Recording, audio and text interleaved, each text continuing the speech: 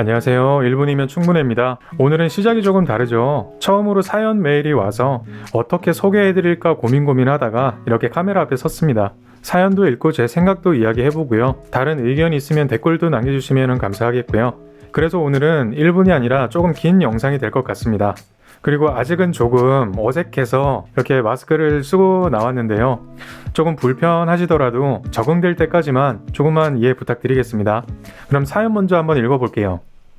안녕하세요. 서울에 사는 27살 여자입니다. 25살까지 썸은 있었지만 남자를 사귀어보진 않았고요. 작년 여름에 부산 여행 갔다가 만난 남자가 있는데 부산에서 재밌게 만났고요.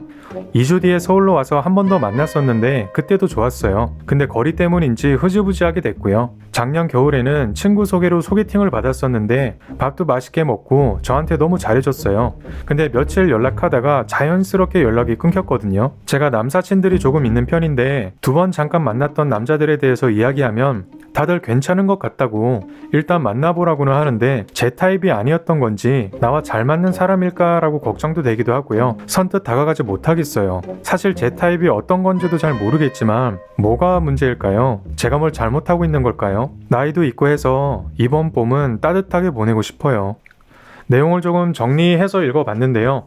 본인의 성향 같은 게 구체적으로 있다고 하면은 조금 더 좋겠지만 우선 적어주신 글로만 본다면 걱정이 조금 많고 불안한 것 같죠. 대부분 첫 연애나 연애 경험이 별로 없을 때 누구를 만나게 되면 긴장하고 설레게 되는데 이게 부정적인 감정은 전혀 아니거든요. 그러니까 만나는 거에 거부감이 들진 않는 거죠.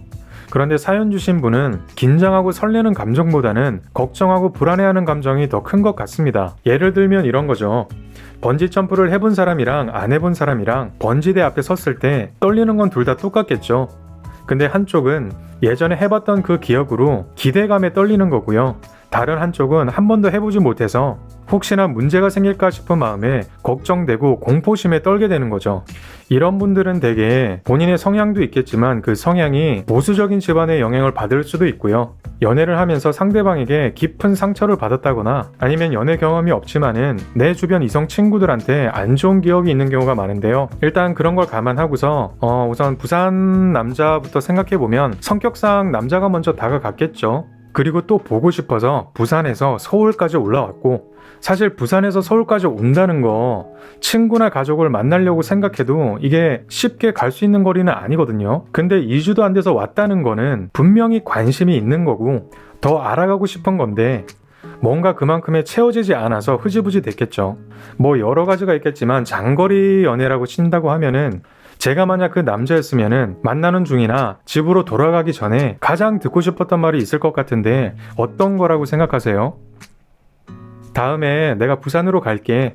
아니면 이번 달은 내가 부산까지 가기 힘든데 언제 또 올 수 있어?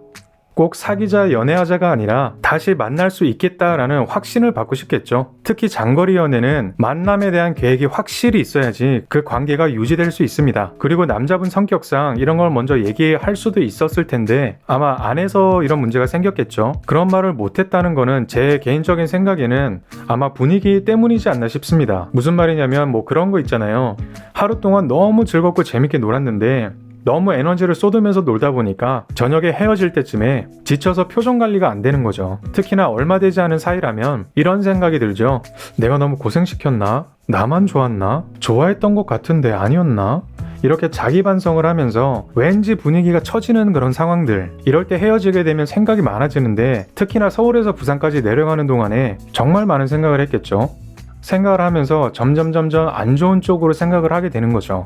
소개팅 남도 정보가 많이 없어서 정확히는 모르겠지만 비슷하지 않을까 생각이 듭니다. 만약에 사연 주신 분이 정말 걱정도 많고 불안함을 느끼는 성격이라서 이걸 받아주고 고쳐줄 수 있는 남자를 찾는다는 건 사실 현실적으로는 정말 어렵죠. 혹여나 있다고 해도 살면서 만날 수 있을지도 모르고요. 그거는 그냥 욕심이죠. 그런데 이런 욕심이 아니라 내가 그냥 소심하고 조금 걱정이 많은 타입이라면, 그리고 내가 조금은 변할 마음이 있다고 생각이 든다면 오히려 이런 게 더 가능성이 높습니다. 이런 말이 있는데요. 해보기 전에는 나 자신도 나에 대해서 잘 모른다. 나에게 어떤 게 맞는지 어떤 게 어울리는지는 해봐야지 알 수 있다. 지금 이 말이 딱 맞는 것 같고요. 걱정하고 불안해할 때는 내가 바뀌어야지 이렇게 아무리 생각만 해도 절대 안 바뀌고요. 내가 직접 해보고서 아, 별거 아니었구나 라고 생각이 들어야지 변할 수 있습니다. 이번 봄에 연애하고 싶다고 하셨는데 일단 어떻게든 기회를 만드시고요. 남사친들이 이전에 만난 두 사람 괜찮다고 했었잖아요. 남자가 남자 인정하는 거 그거 정말 어렵고 정말 없는 일이거든요. 그런데 인정을 해줬다는 건 정말 괜찮은 거니까 좋은 기회 두 번 놓쳤다고 생각하시고 그 사람들이랑 했던 카톡 대화 내용이 남아있으면은 그 사람들이 나한테 어떻게 보냈는지 한 번 더 보시고요.